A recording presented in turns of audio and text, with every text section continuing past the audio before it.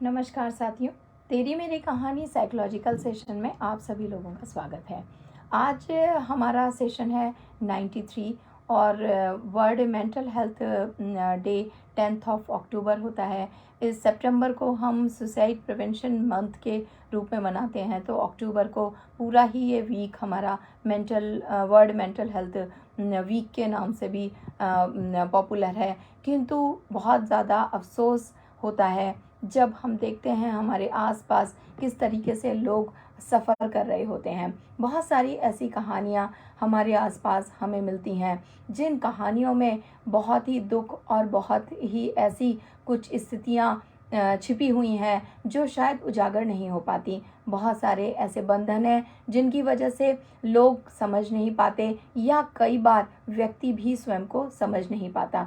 अगर WHO के हम आंकड़ों को देखें तो हमें निरंतर पता चल रहा है कि किस तरह की तरीके से मानसिक स्वास्थ्य दिन पर दिन हमारे ऊपर हावी हो रहा है। हमारे आसपास विकृतियां सामने आ रही हैं और जिन सब के लिए अवेयरनेस होने के साथ साथ एक समझ, एक सोच को विकसित करना होगा। ये जो समझ और सोच है ये ऐसे ही नहीं आती, क्योंकि हर एक व्यक्ति में दूसरे व्यक्ति से अंतर होता है।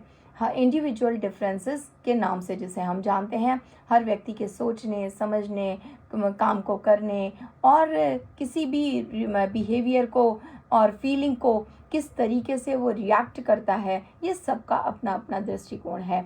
ये जो सबका अपना अपना दृष्टिकोण है, इसी की वजह से बहुत सारे ऐसे मेंटल डिसऑर्डर भी हर एक व्यक्ति को अलग अलग होते हैं।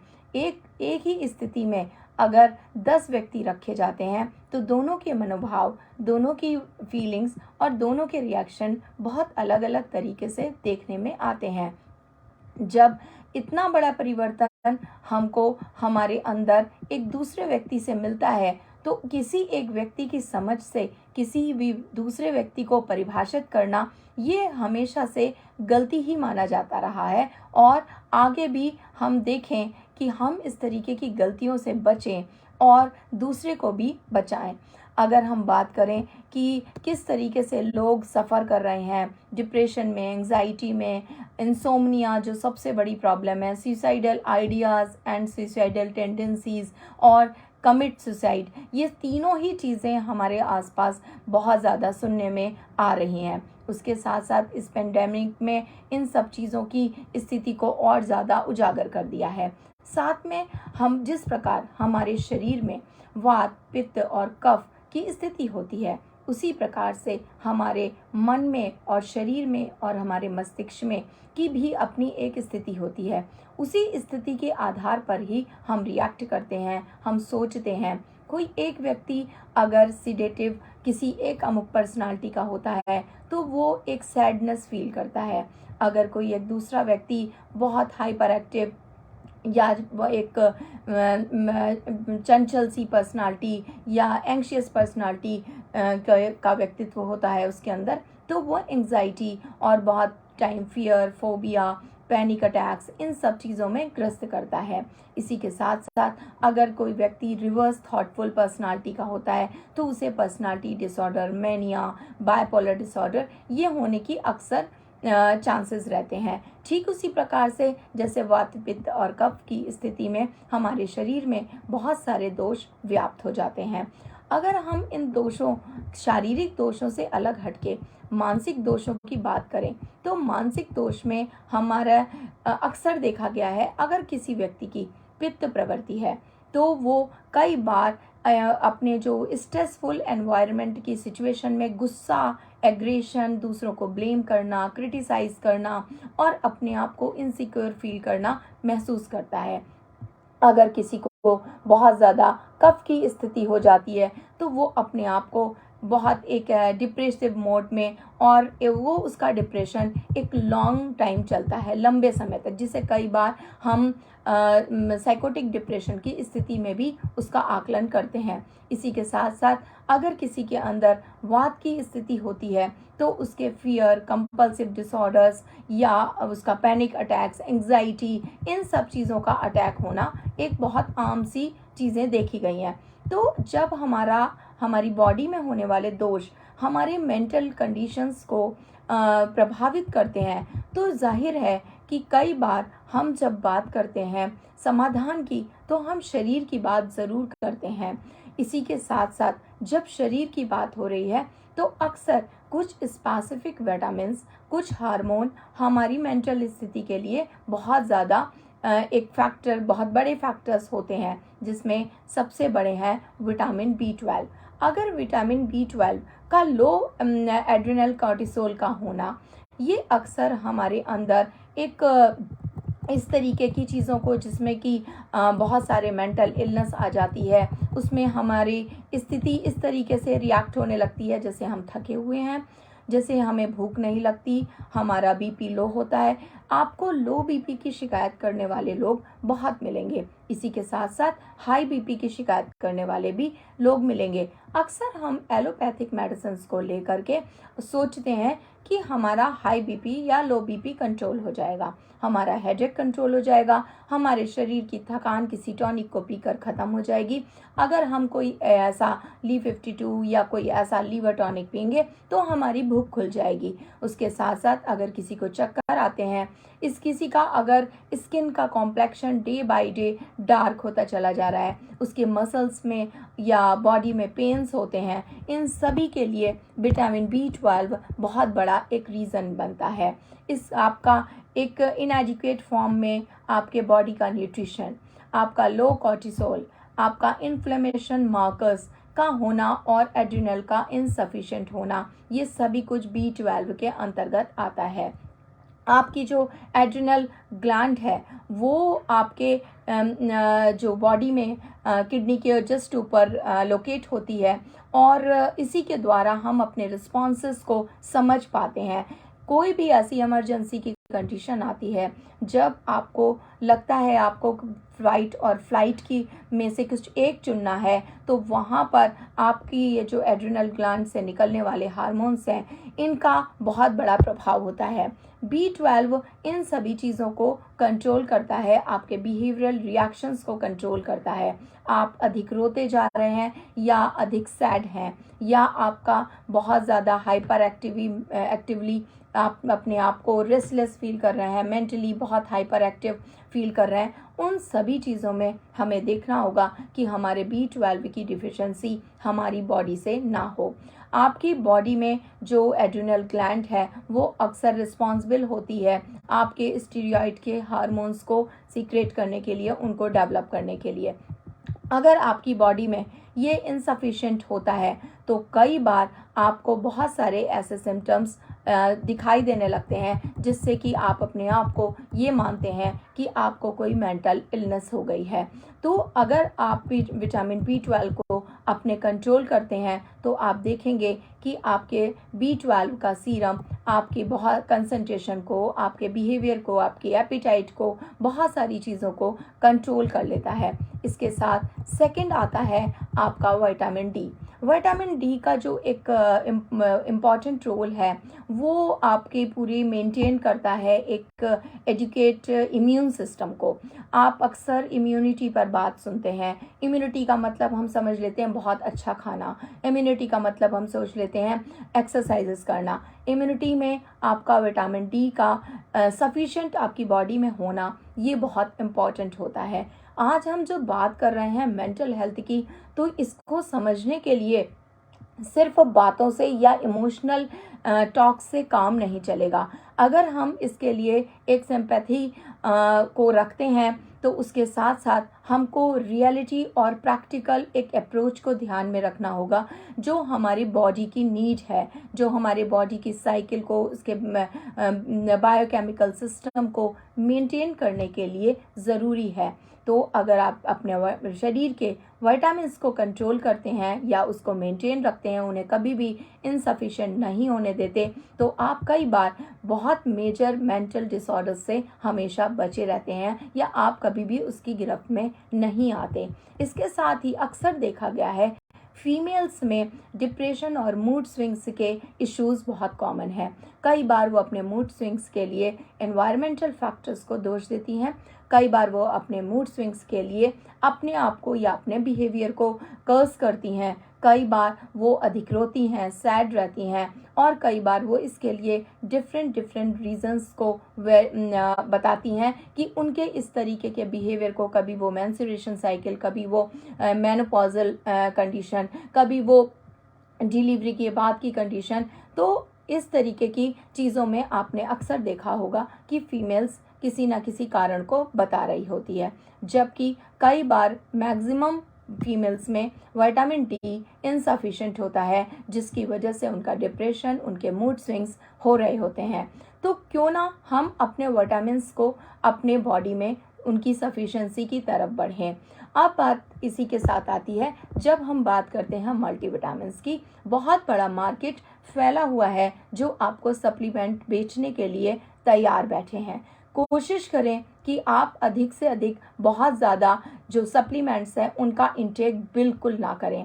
अगर आप अपने लगातार बहुत ज़्यादा सप्लीमेंट्स को इंटेक कर रहे हैं तो आप एक फोलेट डिफिशिएंसी की तरफ भी बढ़ रहे होते हैं। आपकी जो बॉडी है उसमें जो आपकी ग्लैंड्स हैं वो सफिशिएंट हार्मोन को रिलीज़ करना बंद कर देती हैं, उन्हें आराम मिल जाता है। जिस तरीके से आप अपने थायराइड को कंट्रोल करने के लिए थायरॉक्स नाम का हार्मोन इंटेक करते हैं और ये सोचते हैं कि आप फिट रहेंगे, ऐसा कभी नहीं होता, क्योंकि आपका जो ग्लैंड है जो स्पेसिफिक हार्मोन को रिलीज़ करता है या वो हार्मोन बनाता है, आपके शरीर को देता है, वो ग्लैंड काम करना बंद कर देता है।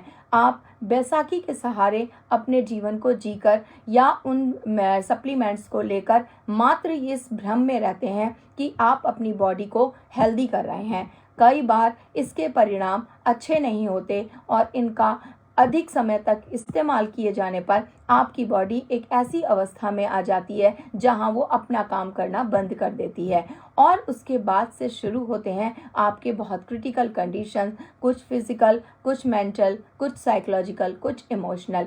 यानी कि इसके बाद आपको कुछ फिजिकल इलनेस होती हैं, जैसे कि शुगर का बढ़ना, बीपी का इनफ्लक्चुएट करना या हार्ट के ट्रबल्स को की कंडीशन में आना, सीवियर हेडेक, बॉडी पेन्स, आपके लीवर का कमज़ोर होता जाना, ये सारी चीज़ें आपके फिज़िकल इलनेस की तरफ बढ़ जाती हैं और धीरे धीरे इन माइनर फिज़िकल इलनेस के बाद आपकी मेजर फिज़िकल इलनेस क्रिएट होने लगती हैं, जैसे कि आर्थराइटिस। उसके बाद शुरू होता है आपके किडनी में यूटीआई इन्फेक्शंस, आपके यूट्रस में बहुत सारे सिस्ट का होना या फाइब्रॉइड का होना, उसके साथ साथ आपके हार्ट के या कुछ ट्रबल्स होना, आपके रेस्पिरेटरी सिस्टम में कफ का जो कंजंक्शन है वो उसकी कंडीशंस का लगातार बढ़ते जाना, आपको ये फील होना आपको सांस लेने में दिक्कत हो रही है, आप अस्थमैटिक कंडीशन की तरफ चले जाते हैं। इस तरीके से आप शरीर की इलनेस के साथ साथ फिर बात आती है आप मानसिक रूप से भी बीमार रहना शुरू कर देते हैं। आपको थकान, नींद नहीं आना, चिल्लाना, सर दर्द होना, ये सब शुरू हो जाता है। तो अगर आप बहुत ज़्यादा कोई भी ऐसे डाइजेस्टिव एंजाइम्स, कोई भी सप्लीमेंट्स लेते हैं तो एक बार आप देखिए आप इसे कितने टाइम से ले रहे हैं। हार्डली हमारा मेडिकल साइंस भी ये कहता है कि आप कोई भी मेडिसिन, अगर आपके अंदर फॉलिक एसिड कम है या आपका आयरन डिफिशिएंसी है, आपके अंदर कैल्शियम डिफिशिएंसी है, विटामिन डी, कोई भी विटामिन के आप कोई भी सप्लीमेंट कंटिन्यूअस 3 मंथ से ज़्यादा ना लें। 2 और 3 मंथ्स के बाद आप उसे स्टॉप कर दें। फिर 3 to 6 मंथ बाद आप फिर से अपना एक टेस्ट कराएं। अगर उसमें कोई डिफिशिएंसी आ रही है तब आप किसी भी सप्लीमेंट्स को ले सकते हैं। कोशिश करें अपनी बॉडी को सप्लीमेंट फ्री बनाएं और एक अच्छी फिजिकल ग्रोथ और मेंटल ग्रोथ के साथ इस लाइफ को जिएं। हमारा किसी भी चीज़ पर डिपेंड होना या किसी भी चीज़ पर आप बैसाखी का इस्तेमाल करना, उससे अपने मस्तिष्क की सोच और विचारों से बाहर आइए। शायद आप तभी एक स्वस्थ मानसिकता को अपने अंदर रख पाएंगे और आप इस वर्ल्ड मेंटल हेल्थ डे पर अपने आप को स्वस्थ बनाने की के रास्ते पर आगे बढ़ पाएंगे। इसके साथ ही अब बात आती है कि ऐसे क्या क्या फैक्टर्स हैं जो हमें मानसिक रोगों की तरफ या साइकोलॉजिकल इमोशनल रोगों की तरफ ले जाते हैं। ये जो फैक्टर्स हैं, यहाँ मैं बीच में कहना चाहूँगी, जितने भी लोग हमारे इस लाइव सेशंस को देखते हैं, उन्हें शेयर करते हैं और उन्हें लाइक करते हैं, अपनी परेशानियाँ हमारे हेल्पलाइन नंबर 9411731750 तक पहुंचाते हैं। मैं उन सभी की शुक्रगुजार हूँ और आप सब लोगों का धन्यवाद देती हूँ। हमारे सेशंस को अधिक से अधिक लाइक कीजिए, कमेंट्स कीजिए, अपनी समस्याएं स्पेशली हम तक ज़रूर पहुँचाइए, हमसे कनेक्ट रहिए। हमारे हेल्पलाइन नंबर को अपने कॉन्टैक्ट में सेव करिए, लोगों के साथ इसे शेयर करिए और लोगों को भी इस सही प्लेटफॉर्म तक पहुंचाइए। उसके साथ साथ ये भी ज़रूरी है कि आप हमारे सेशंस को अधिक से अधिक शेयर करें, जिससे कि लोगों पर ज़्यादा से ज़्यादा इसको देखें। आइए अपने विषय पर दोबारा लौटते हैं। आज का विषय है, सेशन है 93 और आज का विषय है मेंटल हेल्थ। इसको समझें और इसके निदान की तरफ आगे बढ़ें। तो कौन कौन से ऐसे फैक्टर्स हैं जो हमारी मेंटल हेल्थ के लिए उसको वेरी करते हैं। उसके बहुत सारे वेरिएशंस हैं। जैसे फर्स्ट होता है जेनेटिक, जिसमें अक्सर आपके जो फादर या आपके दादाजी, नाना जी, कोई भी ब्लड रिलेशन का व्यक्ति किसी न किसी प्रकार की कोई मानसिक रोग से ग्रस्त था या है, और उसके अंदर इस तरीके डिप्रेशन या एंग्जाइटी या मैनिया, बाइपोलर डिसऑर्डर, शिज़ोफ्रेनिया, इस तरीके की चीज़ें थीं। आप ये कभी मत मानिए कि अगर आपके जेनेटिक में इस तरीके का कोई भी बीमारी मौजूद है तो वो आपको भी होगी। ऐसा बिल्कुल नहीं है। अगर आप सही हमारे बताए हुए जो निदान है उन पर फोकस करेंगे, उनको कंटिन्यूस अपनी लाइफ स्टाइल में रखेंगे, तो आप कभी भी अपनी जेनेटिक बीमारियों में कभी ग्रस्त नहीं होंगे। दूसरा रीज़न होता है आपका न्यूरोलॉजिकल एनाटॉमिकल रीज़न। आपके ब्रेन में स्पेसिफिक आपकी एनाटॉमी में किसी बड़े प्रकार का चेंज होना, चाहे वो इंजरी के बाद हुआ हो या आपके बर्थ के साथ ही हुआ हो। कई बार देखा गया है एपिलेप्टिक केसेस में, या आपके ब्रेन में अधिक स्वेलिंग आना, या कोई भी एक आपके जो ब्रेन की एनाटॉमी है वहाँ पर किसी एक ब्रेन के जो लोब्स हैं उनका अलग तरीके से उनकी बनावट का होना, उसमें कई बार कुछ फ्लूइड हैं वो पास नहीं हो पाते, यानी कि उन्हें रास्ता नहीं मिल पाता। कई बार ऑक्सीजन लैक के इश्यूज आते हैं और वहाँ पर आपके न्यूरोलॉजिकल फैक्टर्स वेरी करते हैं आपकी मेंटल हेल्थ के लिए। साथ में आते हैं एनवायरमेंटल फैक्टर। एनवायरमेंटल फैक्टर की एक बहुत बड़ी रेंज है।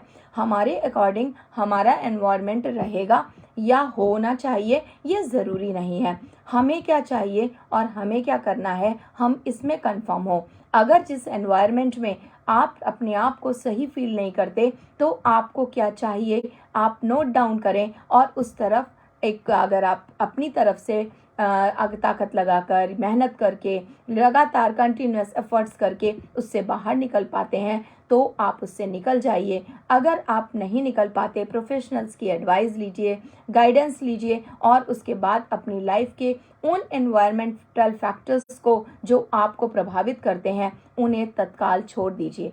मेंटल हेल्थ और मेंटल हेल्थ प्रोफेशनल्स आपको कभी ये नहीं बताते, न गाइड करते हैं कि किसी भी रिश्ते को या किसी भी चीज़ को निभाने के लिए आप अपने आप को खराब करें।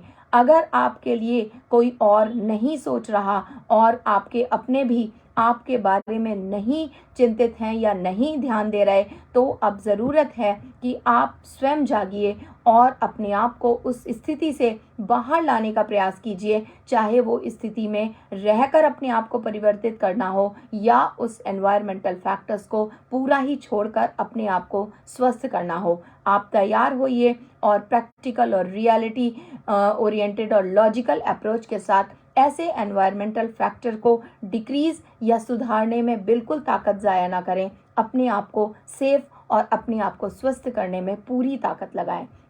इसके साथ आता है आपकी लाइफ स्टाइल। लाइफ स्टाइल एक बहुत बड़ा फैक्टर होता है जिसमें हमें लगता है कि हमारे जेनेटिक रीज़न, न्यूरोलॉजिकल रीज़न, हमारे इंजरी के इश्यूज़, एनवायरमेंटल इश्यूज़ शायद इस बात के लिए हमको परमिशन देते हैं कि हम देर तक जाग सकते हैं, कभी भी रो सकते हैं, कभी भी सो सकते हैं, कभी भी खा सकते हैं या खाना छोड़ सकते हैं, सोशलाइजेशन छोड़ सकते हैं, बोलना छोड़ सकते हैं और चुपचाप अपने आप को एक सप्रेस या घुटन की ज़िंदगी में अपने आप को रख सकते हैं या सारी ही जिम्मेदारियों से मुक्त होकर एक इनडिसिप्लिन लाइफ को जी सकते हैं। ऐसा बिल्कुल भी नहीं है। कभी भी आपको ये परमिशन नहीं मिलती, चाहे कारण कुछ भी हो। आप अपनी लाइफ स्टाइल में हमेशा उन स्वस्थ चीज़ों को ही शामिल करें। टाइम से सोना, टाइम से जगना, समय पर खाना, सही खाना खाना,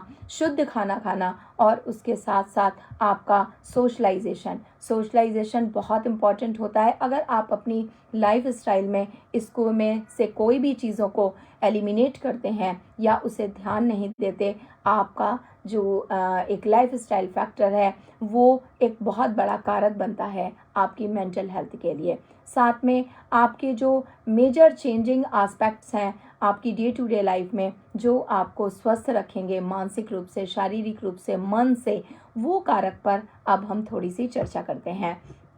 आपके जो डेली का स्केड्यूलिंग है यानी कि टाइम टेबल, अक्सर कोशिश करिए साल में कभी 10-15 दिन बीमारी की वजह से, किसी अन्य कारणों से अगर वो ब्रेक होता है तो कोई बड़ी चीज़ बात नहीं है, किंतु कोशिश करें कि साल के लगभग मैक्सिमम डेज आप अपने फिक्स स्केड्यूल को फॉलो करें। अगर आपका सब कुछ फिक्स है और आप एक नियमित दिनचर्या के अंतर्गत अपनी लाइफ को जी रहे हैं तो आप हमेशा स्वस्थ रहेंगे। फिक्स दिनचर्या का मतलब होता है जिसमें सब कुछ हो। जिस प्रकार एक जीवन का गुलदस्ते तभी अच्छा लगता है जिसमें बहुत सारे फूल हों और रंग बिरंगे फूल हों तो बहुत अच्छा है। इसी प्रकार आपकी पूरे दिन की दिनचर्या में वो सब कुछ होना चाहिए जो ज़रूरी है, जिसमें सबसे अहम है आपका सोना और जागना। आपकी स्लीप साइकिल हमेशा कोशिश करें कि जब आप बहुत अत्यधिक कार्य की व्यस्तता में भी हों तो आप कम से कम 6 घंटे की अपनी साइकिल को मेंटेन करें।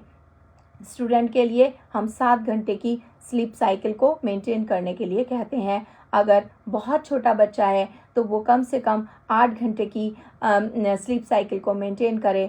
7 वर्ष तक बच्चे 10 घंटे की स्लीप साइकिल को मेंटेन करें और 5 साल तक बच्चे 10 से 12 घंटे की स्लीप साइकिल को मेंटेन करें। 18 वर्ष के बाद भी आपको कम से कम 7 घंटे की स्लीप साइकिल को मेंटेन करना है और 25 वर्ष के बाद कार्य में जो व्यस्तता की वजह से आप इसे कभी भी 6 घंटे से कम ना रखें। अगर आप अपनी स्लीप साइकिल को मेंटेन करते हैं ऑटोमेटिकली सही समय पे आपका सवेरे जो दिन है वो सही समय पर शुरू हो जाता है। रात में समय पर सोएं, सुबह समय पर जागें। ये मैं अपने हर सेशन में सबको कहती हूँ। अगर हम सब, आप और आपके बच्चे, आपके घर परिवार का हर एक सदस्य, जो भी कोई देर से जागता है, सोता है और सुबह देर तक जागता है, देर से जागता है, वो सभी पूरी तरीके से गलत है। दिन छुट्टी का हो या काम का, हमारा सोना और जागना कोशिश करें कि 6 बजे तक हमें बिस्तर छोड़ देना चाहिए। विंटर के समय में अगर आप 7 बजे तक भी बिस्तर छोड़ते हैं तो चल जाएगा, लेकिन उससे ज़्यादा बिस्तर पर रहना ये आपके लिए हमेशा से हानिकारक ही आपको जो रिज़ल्ट है वो देगा। इसके साथ साथ आपका खाना पीना, आपका पानी का इंटेक, ये सब भी उतना ही महत्वपूर्ण है। तो लाइफ स्टाइल को आप सही रखें अपनी दैनिक दिनचर्या में शामिल करके। उस दैनिक दिनचर्या में आपका फिटनेस प्रोग्राम भी शामिल होना चाहिए।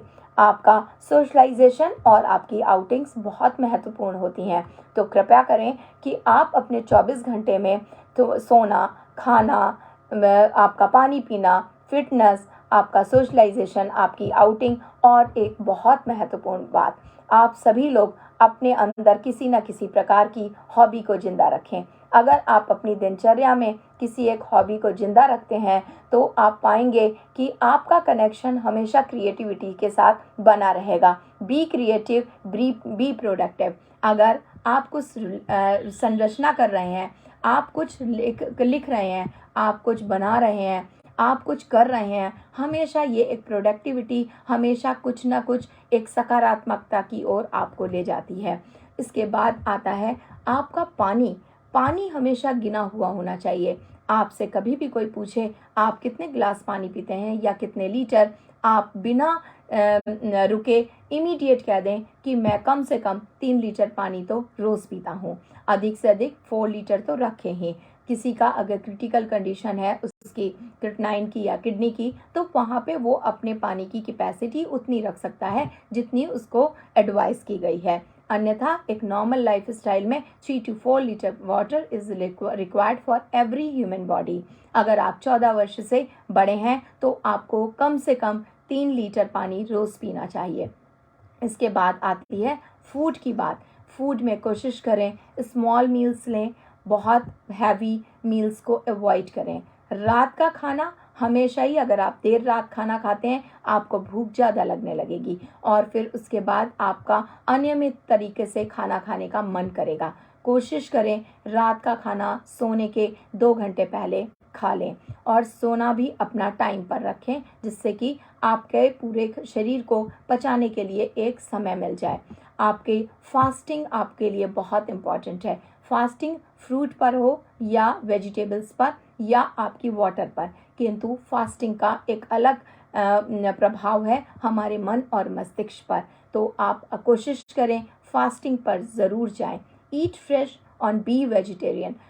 मैं ज़रूर इस बात पर जोर देती हूँ कि जिस प्रकार से आज रोग हमारे सामने हर दिन नए नए प्रकार से आ रहे हैं, हमें बहुत अवेयर रहना होगा इस बात के लिए कि हम सही खा रहे हैं, शुद्ध खा रहे हैं और कोशिश करें कि उन चीज़ों का खाएं जिसको आपको पता हो कि ये सही तरीके से पैदा किया गया है, यानी कि ऑर्गेनिक डाइट को और ऑर्गेनिक मिल्स को लें।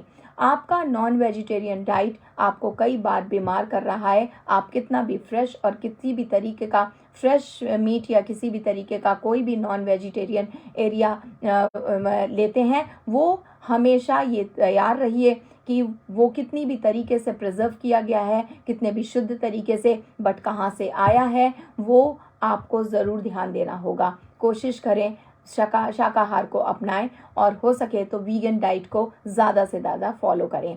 इसके साथ साथ फ्रूट में कोशिश करें रोज़ आपका 1 जूसी 1 पल्पी फ्रूट ज़रूर शामिल हो और विटामिन सी वाला फ्रूट आपकी लाइफस्टाइल में ज़रूर ऐड किया जाए। इसके साथ साथ फिटनेस।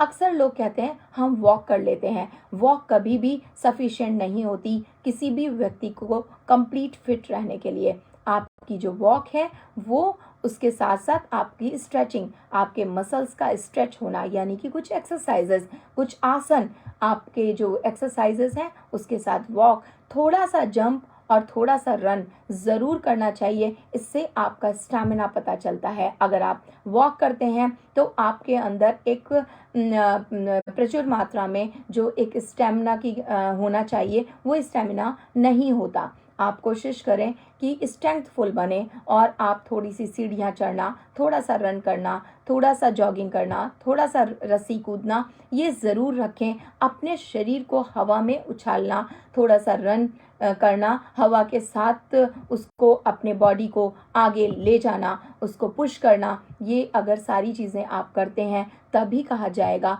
कि आप कंप्लीट अपने फिटनेस को फॉलो करते हैं। आप अपने घर में ही थोड़ा सा जंप कर लीजिए, वो भी काफ़ी होगा। थोड़ा सा मसल्स को स्ट्रेच करने वाली एक्सरसाइजेस, सूर्य नमस्कार या कुछ आसन को लगा लीजिए वो, और थोड़ा सा वॉक, तब जाके आप अपने फिटनेस प्रोफाइल को शारीरिक रूप से ही मेंटेन कर पाते हैं। अब आता है फिटनेस का वो एरिया जहां आप अपने मन और मस्तिष्क पर नियंत्रण करते हैं, उसे बैलेंस करते हैं, वो होता है आपका ब्रीदिंग एक्सरसाइजेस। ब्रीदिंग एक्सरसाइजेस की प्रैक्टिसेस में आपको ध्यान रखना पड़ेगा सिर्फ डीप ब्रीदिंग एक कई प्रकार की होती हैं। तब जब आप बहुत ज़्यादा परेशान और बहुत ज़्यादा क्रिटिकल कंडीशन में हैं, वो वाली ब्रीदिंग एक्सरसाइजेस और प्रैक्टिसेस, उसके साथ आपके ब्रेन को ब्लैंक करने वाली या आपके ब्रेन को फ्रेश करने वाली वो वाली ब्रीदिंग एक्सरसाइजेस, इसके साथ आपके ब्रेन और बॉडी को रिलैक्स करने वाली प्रोग्रेसिव रिलैक्सेशन की ब्रीदिंग एक्सरसाइजेस। आपको अपने ब्रीदिंग एक्सरसाइजेस में कई सारी वेरियस फॉर्म को अडेप्ट करना पड़ेगा, आपको सीखना पड़ेगा वो वेरियस फॉर्म की। जब हम रो रहे हों, घबराहट हो रही हो, हम तब क्या करें, हमें जब नींद नहीं आ रही हो, हमारी नींद टूट जाए, हम तब क्या करें, हमारी बॉडी में बहुत पेन हो, हमें स्ट्रेस हो, हम तब क्या करें। तो आपको ब्रीदिंग एक्सरसाइजेज में प्राणायाम तो करने ही है, उसके साथ भी कंट्रोल करने वाली, ब्रेक लगाने वाली, रिलैक्स करने वाली अलग अलग टाइप की ब्रीदिंग एक्सरसाइजेस को लर्न करना होगा। और अब बात आती है कि आपकी बॉडी का डिटॉक्स होना और आपकी बॉडी के मसाजेस।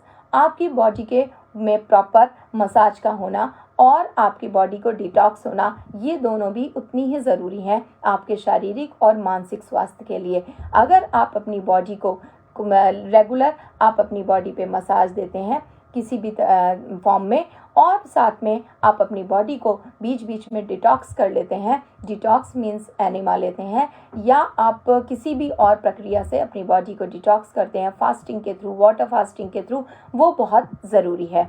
तो डिटॉक्स होने के बाद आप अपने फील करते हैं आपके शरीर की बहुत सारी ऐसी जो दिक्कतें हैं जो आगे बढ़ के आपके मानसिक स्वास्थ्य को प्रभावित करेंगी, वो यहीं से ख़त्म हो जाती हैं। क्योंकि हमारा शरीर 3 चीज़ों से मिलकर चलता है, हमारे शरीर तंत्र, हमारा मस्तिष्क का तंत्र और हमारे मन का तंत्र। हम तीनों ही चीज़ों से मिलकर ही पूरे अपने जीवन को जीते हैं। किसी भी एक चीज़ को इग्नोर करके हमारा कभी भी लाइफ स्वस्थ नहीं हो सकती और ना ही हमारे जीवन में एक संतोष और हैप्पीनेस का मोड आ सकता है। साथ में आज बात करेंगे कि आप ऐसी कौन सी चीज़ें अपने आप को बिहेवियरली, इमोशनली और मेंटली स्वस्थ करने के लिए स्पेसिफिक अपने मेंटल एरिया पे करें।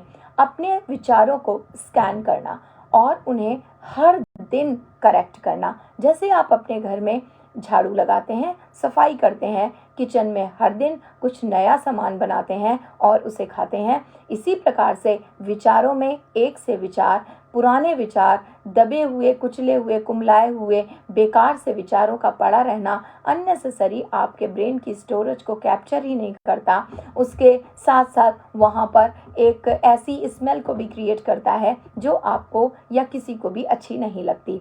विचारों का हर दिन स्कैन करना, कोई दुखी विचार, कोई वरीड थॉट, कोई ऐसा बहुत क्रिटिकल किसी हेट का थॉट, एग्रेशन का थॉट तो नहीं है। रेगुलर उसे स्कैन करना, उसे देखना, बंद आंखों से देखना और उसके बाद उसे करेक्ट करना, उसे समझना, नहीं समझ आए तो हेल्प लेना।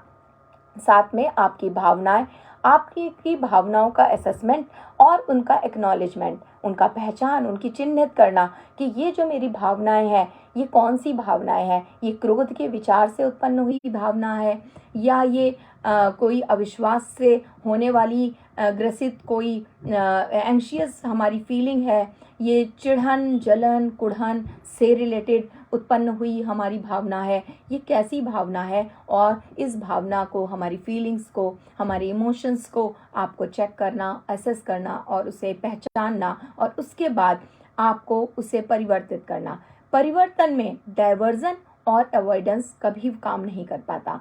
लोग कहते हैं शॉपिंग कराओ, किसी से बात कर लो, ये सब डाइवर्जन और अवॉइडेंस है। हमें शॉपिंग तो ज़रूरत के हिसाब से करो और किसी से मिलना भी तभी करें जब आपकी ज़रूरत है, और मिलना मिलाना ज़रूर होना चाहिए आवश्यकता अनुसार।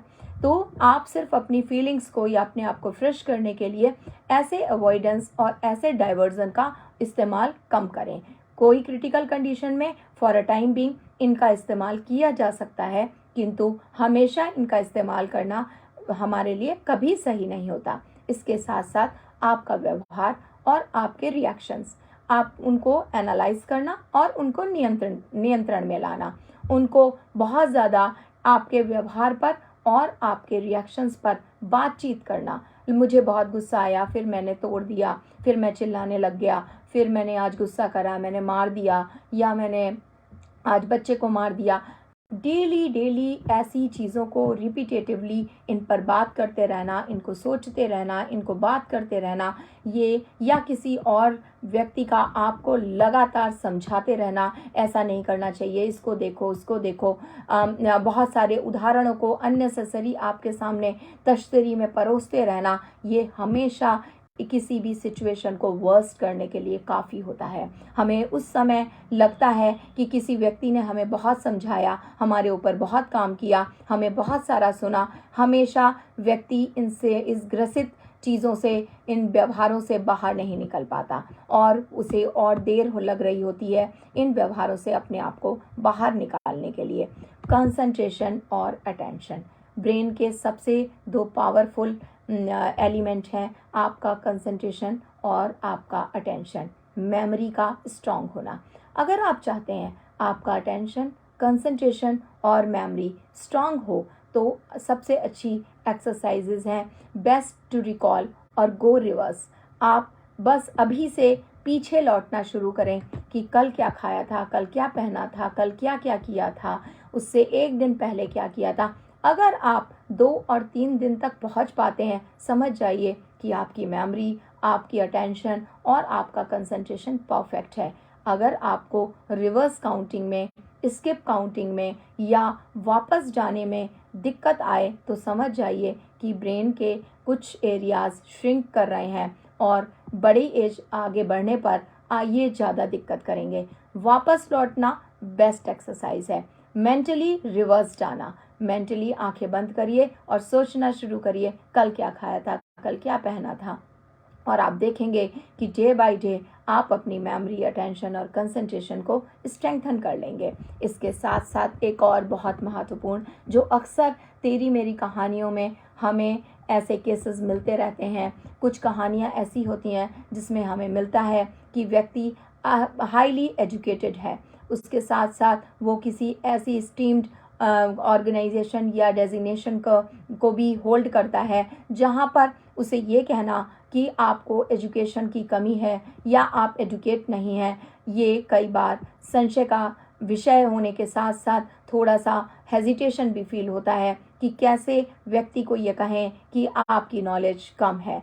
किंतु अगर हम ऐसा नहीं कहते हैं तो हम बहुत सारी कमियों और बहुत सारी बुराइयों को व्याप्त रहने के लिए परमिशन देते हैं। किंतु हमें खुलकर ये कहना होगा कि हम किसी भी कोई भी शिक्षा या कोई भी डिग्री लिए हों, वो हमारी क्वालिफिकेशन या हमारी एजुकेशन हो सकती है, लेकिन हर विषय के बारे में हम पूरे संपूर्ण हमें नॉलेज हो ऐसा बिल्कुल भी ज़रूरी नहीं है। तो और ये लाइफ हमें सीखने के लिए मिली है, टू गेट एजुकेट। हर वो व्यक्ति जो चाहे कितना भी पढ़ा है, अगर उसे मेंटल हेल्थ, बिहेवियरल हेल्थ और इमोशनल हेल्थ के बारे में नहीं पूरा पता है तो उसे ज़रूरत है एजुकेट होने की। उसे ज़रूरत है अच्छा और सही लिटरेचर पढ़ने की, समझने की कि क्या एस्पेक्ट्स होते हैं प्रोफेशनल्स, मेंटल हेल्थ प्रोफेशनल्स और साइकोलॉजिकल ट्रीटमेंट्स के, थेरेपीज़ के। अक्सर हर एक व्यक्ति, एक कॉमन सा सेंटेंसेस है जिसमें अक्सर ये कहते लोग नज़र आते हैं कि हम काउंसलिंग करते हैं, हमने काउंसलिंग की, और वो काउंसलिंग को समझाना समझकर बहुत अधिक बोल रहे होते हैं। काउंसलिंग में कभी भी समझाया नहीं जाता। हर एक व्यक्ति जो साइकोलॉजिस्ट के पास या साइकेट्रिस्ट के पास या किसी भी मेंटल हेल्थ प्रोफेशनल के पास गया है तो ज़रूरी नहीं है कि वो उसकी सिर्फ काउंसलिंग कर रहा है। काउंसलिंग के अंतर्गत एक मेंटल हेल्थ प्रोफेशनल्स काउंसलिंग के साथ साथ गाइडेंस का भी काम करते हैं। उनके पास बहुत सारी वो थेरेपीज़ को एप्लीकेशंस में लाते हैं जो थेरेपीज़ उन्हें प्रोवाइड करते हैं। अक्सर लोग थेरेपीज़ को मेडिकेशन समझ लेते हैं, ये भी उनकी भूल है और उन्हें ज़रूरत है एजुकेट होने की। उसके साथ साथ life coaching, life style coaching भी मेंटल हेल्थ प्रोफेशनल्स का एक बहुत इम्पॉर्टेंट रोल होता है। रिलेशनशिप मैनेजमेंट और रिलेशनशिप स्ट्रेटजीज़ और कोपिंग स्ट्रेटजीज़ को इन्हेंस कराना भी मेंटल हेल्थ प्रोफेशनल्स का ट्रीटमेंट का एक पार्ट होता है।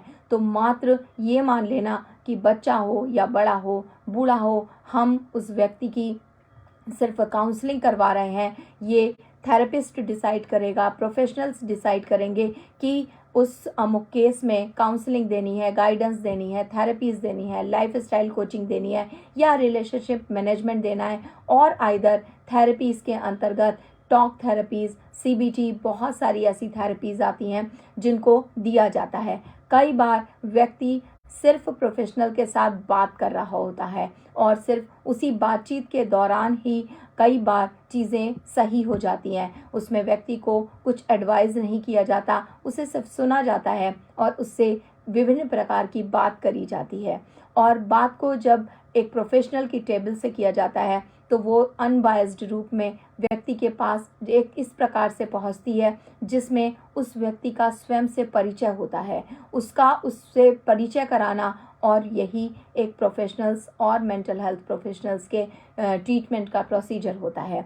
तो हम सबको एजुकेट होना पड़ेगा और इस वर्ल्ड मेंटल हेल्थ डे में हमें सबको ये एक ओथ लेनी होगी कि हम अपने आसपास ख़त्म हो जाने वाली ज़िंदगियों के प्रति सिर्फ मात्र संवेदना ना रखें और ऐसी ज़िंदगियां जो ऐसा सोच रही हैं कि वो स्वयं को समाप्त कर दें, उन्हें रोकना होगा, उन्हें मार्गदर्शन देना होगा। उसके साथ साथ अगर हम या हमारा कोई भी अपना किसी भी स्थिति से जूझ रहा हो, हमें उसको उस स्थिति से निकालने के लिए हर उस प्रयास को करना होगा, मात्र पैसे देके, मात्र उसकी समस्या को सुनकर और सिर्फ उसको दवाइयाँ खिलाकर अगर हमने उसके हालात को परिवर्तित नहीं किया तो फिर हमारा स्वस्थ होना एक नाइंसाफ़ी है, बेईमानी है। तो आइए इस समाज को स्वस्थ बनाएं और इस समाज में एक अलग जगाएं कि शरीर, मन और मस्तिष्क को कैसे हम सुकून और स्वस्थ रख सकते हैं, सुकून प्रदान कर सकते हैं। इसी के साथ आज के सेशन में आप सभी लोगों से विदा लूँगी। फिर एक नए टॉपिक के साथ अगले सेशन में आपके साथ मिलूँगी। तब तक के लिए धन्यवाद, नमस्कार, स्वस्थ रहिए, खुश रहिए।